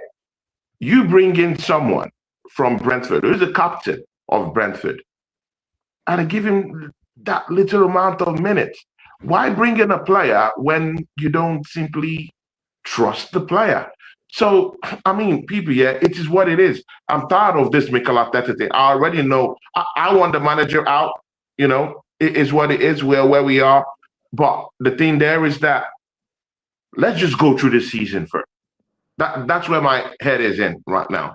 Let's just get through the season first. Let's maneuver our way to this title. Yeah, there's no genius thing here. Let's just maneuver our way to this title. And then just maybe we can talk about Tonali coming in the summer. Just maybe. Just maybe. And to be very frank with you, I think it eases what Gianni is actually talking about. I fancy Declan Rice in that number 6. I think it's better protection. But again, I mean, even him too, yeah. If we've seen positions earlier in 2 seasons ago where we left him, in that number 6 position, and it was been overrun in this same league. So whether we route Declan Rice in whatever he does in that position, bro, it is what it is. I've seen him overrun as a sole defensive midfielder for Arsenal, bro. Yeah, so it is what it is. But where I'm at is, at the end of the season, we can address this. We can bring in players that maybe a new manager trusts, or maybe if Mikel Arteta wins this, maybe he can go bring in midfielders that he trusts to be able to give someone like Declan Rice, maybe put him in his real position. Maybe in that number 6, no problem. But then when I have questions, what do we do with Zubimendi that we brought for big time money from Real Sociedad? Do we send him away, or do we put him in that number 8 position? I'm still skeptical about putting Martin Zubimendi in that 8 position. No, you keep him, Tony. You keep him. What are you talking about? Tony, Man City, in that number 8 Man City had Kevin De Bruyne, Rodri, Bernardo Silva, and Gundogan at the same time. They never started all 4 of them. What you mean? What you're going to do with Zubimendi? You keep him as part of the rotation. As part of the, but not as part of your starting XI though, right? But those 4 players that I know, Tony, those 4 players that I just named for Man City starts for every other team. That's Man City. I'm talking of Arsenal. Brother, so what happens with Arsenal? The title-winning standard, man. Stop this fuckery about this. Focus on Arsenal. We're focusing on ourselves. I've got a second. Let's look at what the winners do. The formula is there. You're trying to reinvent the wheel, Tony. I swear. Stop trying to reinvent the wheel. The formula is there. This is how you win league titles. Do what the winners do. Rotate your goddamn team. One has 46 minutes, one has 2,400. How? Come on, man. The formula is there. We don't have to reinvent football in 2026 to appease Mikel. No one is saying reinvent. No, I'm not. BBK, No, but you've when you say, completely. what are we going to do with Superman? Brother, missed but the what- are we track going to here. do with him? Brother, He's but the what you you're unicorn. saying is missed a the track here. contradiction of what you We said were earlier. talking about Declan Rice. We were talking about Declan Rice, putting him or playing him in his rightful position, which is the number 6, which was what you, Gianni, said. That Correct. we should put him down there, right? Good. Correct. And now I'm now looking at this from the standpoint from the Arsenal team, yeah. Fan, Arsenal team. Good. We'll remove Martin Zubimendi from that number 6 position. Yeah. We'll draft him up to that number 8 position, innit? And put Declan Rice in that number 6 position to protect our back 4. Good. Yep. Now, does it mean that Martin Zubimendi would be a bit part player? Is that what we're looking at right now? That's all I've said. And BBK went on that But he's not a bit part player. Was Gundogan ever a bit part player? BBK is my brother. I mean, you can throw that He around was the too. captain But armband. that's all I've And there said. were important games that he didn't start. This is what I'm saying, bro. But when you have one guy playing 2,400 minutes and one playing 46, that is lunacy. It's criminal behavior, and that's one of the reasons why we are in this position, about to lose the damn league, because he hasn't rotated the squad properly. The toothpaste is out of the tube. BBK Sports. That was why Abs asked a simple question: would you put Nordgaard in that number 8 position? I said no. Gianni said no. Did you say no?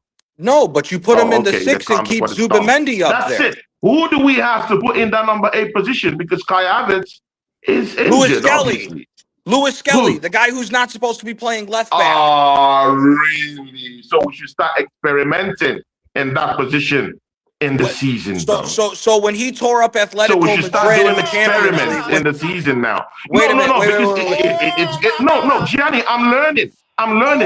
Because right now, what you're now saying is that, it's suddenly now good to actually experiment right now. Let's experiment in the team. But when it blows up in our faces, Arsenal, why you got them experimenting in the middle of the season and a title chase? I mean, pick one. Let's pick one. Let's pick one fight here, bro. Let's pick who one is fight talking here. about? Okay, so did you watch the Atletico game in the Champions League? Bro, I did. Oh, Bro, okay. That's in Europe, bro. It's not gonna work. It's not gonna work. So in the Atletico Premier Madrid's League. not better than It's 90% different. of this league. Bro, Madrid's it's not gonna work in this league, bro. Martinelli has double figures, nearly double figures, yeah. Nearly, he wants to even actually shut out Thierry Henry's record in Europe. But right here in England. So then just answer me this: is Lewis So Skelly it's a quite left different. back? Is Lewis Skelly a left back? Yeah, I think he's good as a left back. Yes. No, Yes, That's all I got to hear. He's not That's all I got to hear. And I also think all I gotta hear. because you never all I allow him gotta to hear. finish. And I also think that he's also good, or he can do something in midfield too. He had a good season when he played as a left back for us. Are you disputing that fact? When did he have a good season? When he played in left back. So what do you mean by that's all I need to hear? He had a good season when he played that left back for us. So when did it? When? What you just did now is When? actually I don't really understand that. When did he do good at left back? When he played as a left back for us. And again, Really? I also do think he could also play in midfield. But again, I think that would also be experimenting because we have not played him in a couple of games down there to be able to understand, hey, how does this game go? Can we really sustain this? We don't know about that. Okay, we don't know so about just that. really quickly, when was Lewis Skelly good at the left back position? Because what I remember was the only way he could get into the team was the left back position, which was last year. And again, as we already laid the foundation, if Liverpool doesn't give up the last 3 games of the season, we lose. Again. We lose. So what? If he was back last season, why was it that because Liverpool gave up at the tail end of the season, we got within 10 points? Because if he was so good, why were we down by 15 points when he played half a season at left back? He's never been good. He got taken to school against PSG. What are we talking about here? You're picking individual games. I'm talking of holistically. Generally, he was a good left back last season. Right, a good left back for a team that finished 10 points behind the winners. As a left back. 10 That's points. what I'm saying. 10 points. 10 points behind. But okay, there are individual games where he's going to bump it. Brother, Even Declan Rice gave away a goal against Tottenham. What are we talking about? You make individual mistakes in individual games. It doesn't really tell how the whole season is for you. Again, left back, 10 points behind. The numbers speak for itself. We can twist it whatever way you want. At the end of the day, if Liverpool doesn't give up, we lose the league by 15, and it nullifies that whole talk. So again, it doesn't matter. I hear The numbers you. speak for I itself. think it's good in that left back position, and I also think you can do something in midfield. But again, we're in mid-season. We can't start experimenting on that. That's what I'm saying. You can't be too sure what you're gonna get in it. What if he goes in and again, yeah, see, Gianni, BBK Sports, let's don't act as if we've not seen our brother, Mars Lewis Kelly, give the ball away in the middle of the park. He did it this season. That's what midfielders do. He gave away the ball against Spurs. When has ever there been a player that's perfect? I'm just saying that even him playing as a midfielder, we don't know. It's still an experiment. Because we've seen him lose the ball in midfield and to put us in more deeper situations. So we can't say about that right now. He's not you ever seen Cesc lose the ball in midfield? What are we doing here? What are we doing here? I've seen it. I've seen Cesc. I've seen Zidane lose the ball in midfield.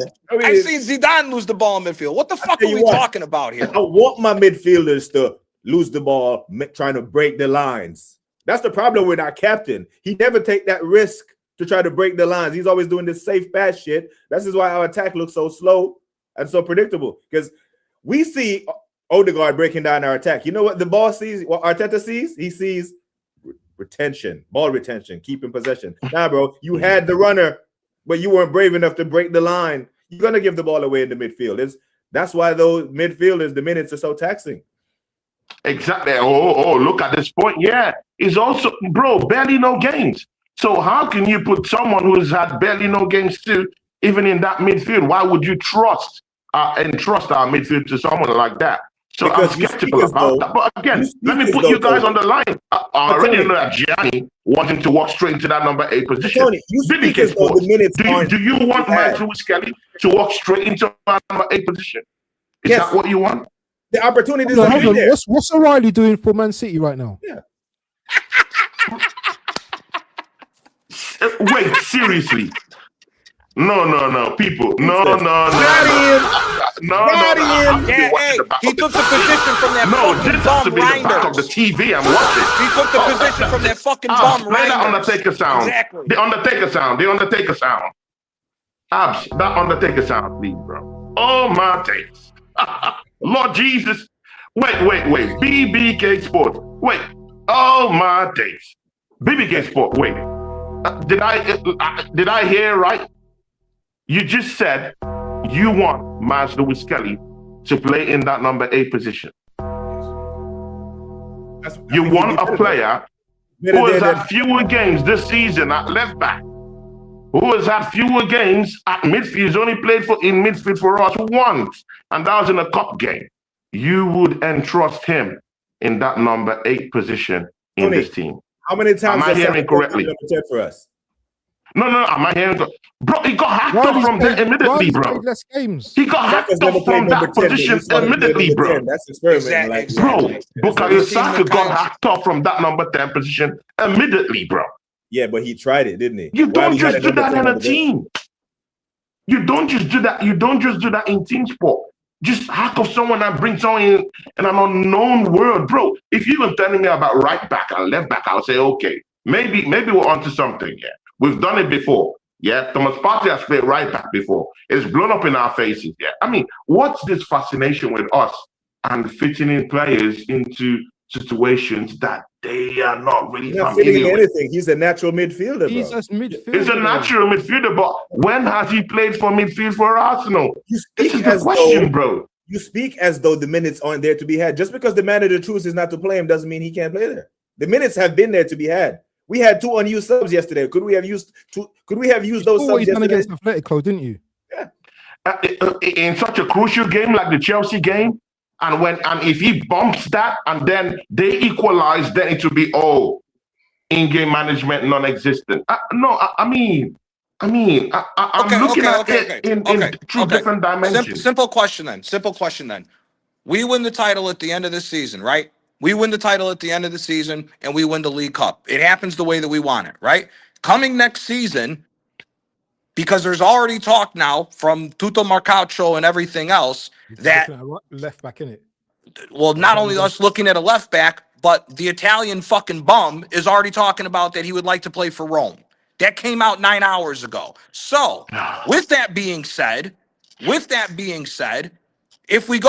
you're telling me we're gonna go out and go get another left back, what's it now? The 10th one that we fucking bought? Does Louis Skelly deserve to get an opportunity as a midfielder next year to be rotation, along with another guy? Because what I'm hearing is that because it's too far into the season, we shouldn't be using him.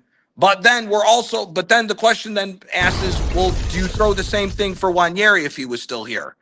Because Wanyeri and Skelly should have been rotated in this midfield the whole time from the beginning of the season, so we aren't dead. I hear what you're saying about the experiment part. I hear it, Tony. But at the same time, if Zubamendi or Rice, God forbid, snap something in one of the next legs, then what's going to be the question afterwards? Are we then going to do an experiment of moving Odegaard to the 8 and playing Eze up there? Because whether we like it or not, this is part of the problem of the non-rotation. You have to experiment.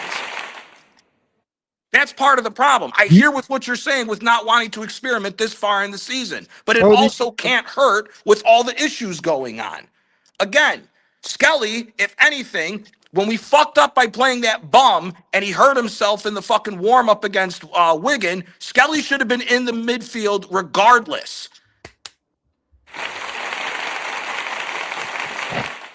Because here, we experimented with Eze. We experimented with Eze playing further up the pitch when we already knew what he could do further up the pitch against Spurs. And we took him off the field and we let the bum Odegaard come back into the fucking team.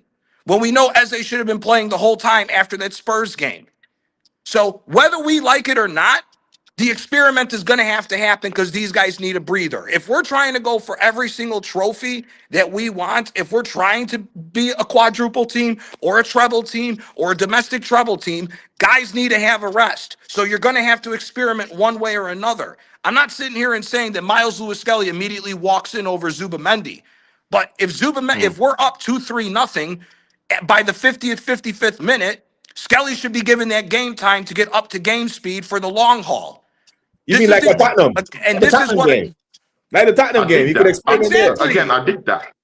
No, I completely dig what you're saying, bro. It's just that. Right. And I understand what you're saying, too. I don't want to upset the balance. I'm not trying to sit here and tell you, fuck Zubamendi, he's a piece of shit, he shouldn't play, and Skelly should be the 8. We're not saying that. What we're saying is the rotation needs to happen, and with the rotation, you're going to have to experiment to let these guys get a breather if we're trying to win.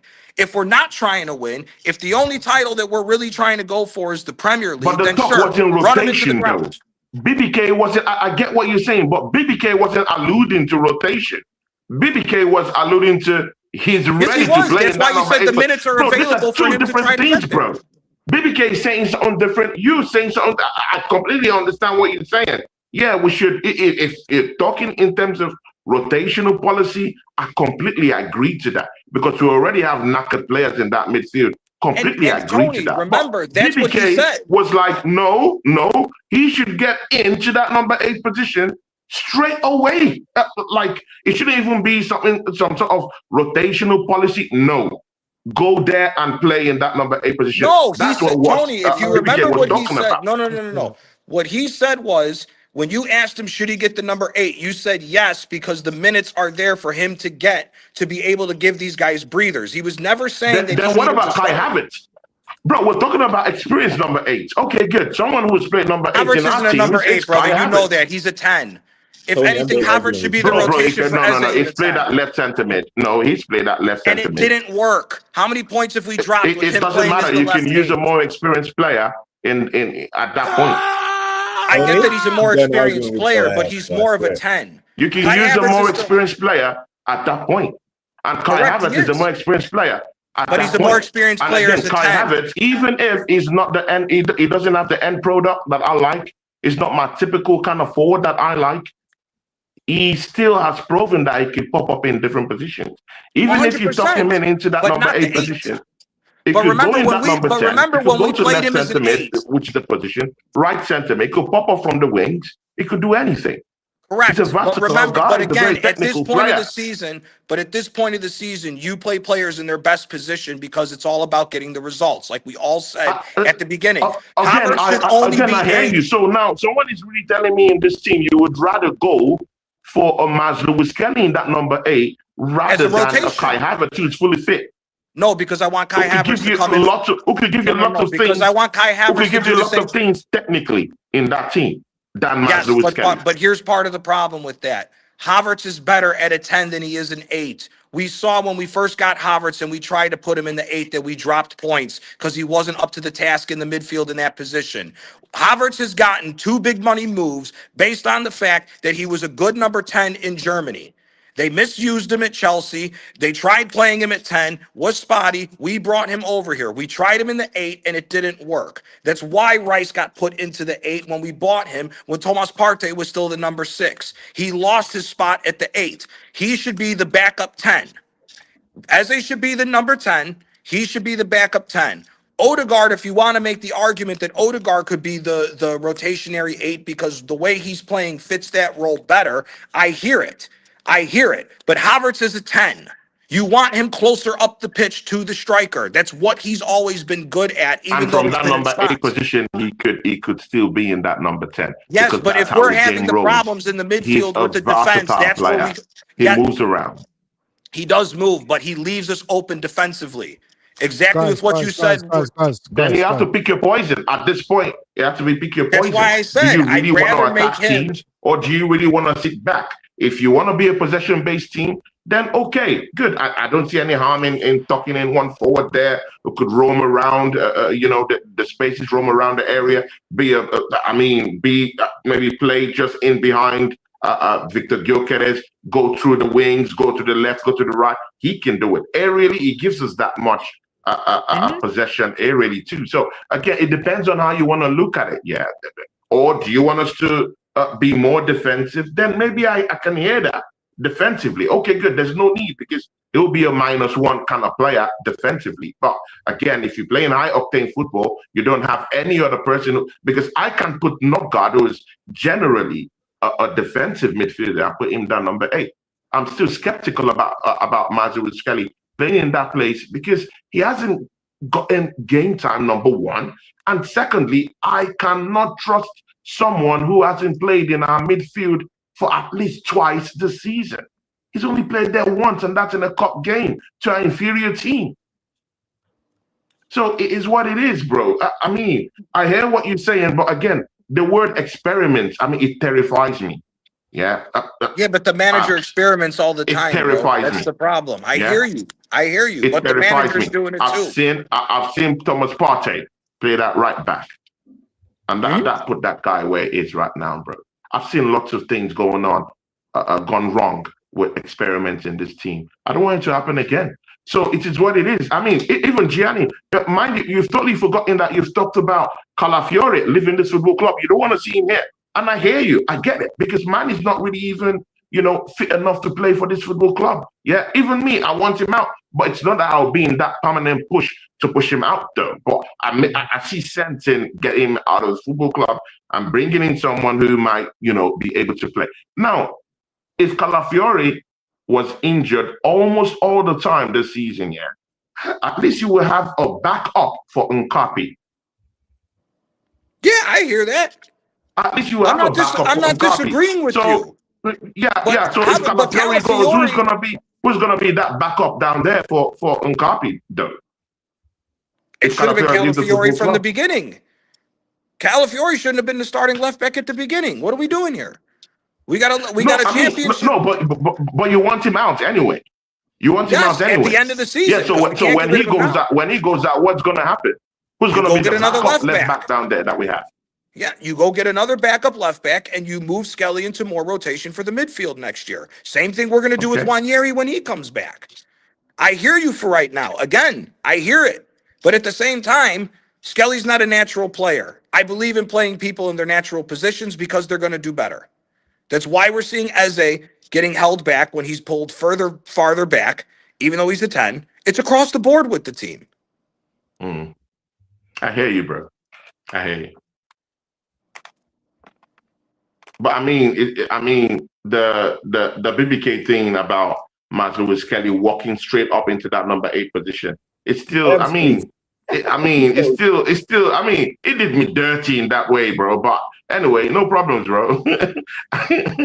Walk straight into that number 8, bro. When we have Kai Havertz, come on, man, and we're running for a goddamn title, won a title race. Oh, BBK Sport, don't do that, bro. Don't do that, bro. I would not put Matt Lewis Kelly down there when I have Kai Havertz to play in my number 8 position. I'm sorry, bro. I'm sorry, Gianni. I'm even shocked you're agreeing to this, bro. I'm so shocked because I know you know the technicalities of the game. Why would you prefer a Matt Lewis Kelly down there than a Kai Havertz? I still don't get it. Is it in terms of the experience? Is it in terms of the technical ability? I don't really understand that, though. We're going to have to wrap up, Tony. Tony, we're going to have to wrap up because man, I need to go. I think, it's nearly 2 hours. I only wanted to do an hour. We've done an extra 15 minutes. These Monday Night Madness, this is why it's called Monday Night Madness, yeah? Because the conversation just evolves into some craziness. I think we need to come back to this conversation at some point. But, guys, it's been excellent today, as always. Gianni, thank you for your time. I know you've had a lot of things that you've had to do to make that sacrifice to get on the show as well. And you know what, big up to BBK as always, making the show as well. I know he's just come back from the gym and all them things there. And Tony, my co-host, doing the madness today. Guy was going mad. It is what it is. Going mad. Yeah. I know why. This exchanges with Gianni and BBK Sport. Yeah, this is great. This is good. It's good for the channel. I see BBK. It's good for us. It's good for us to get perspectives into lots of things. I learn more from Gianni. I go to his channel. I watch more from him. I go to BBK Sport. BBK, my brother. I go down to his channel. I watch his stuff. This guy's a great guy. So it's don't come over there anymore, Tony. Stay your ass here. You're getting on my last name. Hey, Tony. I'm done arguing with your ass, Tony. You have to stop believing, my bro. You have to stop believing, my bro. I'm ready to stay here until we win the league.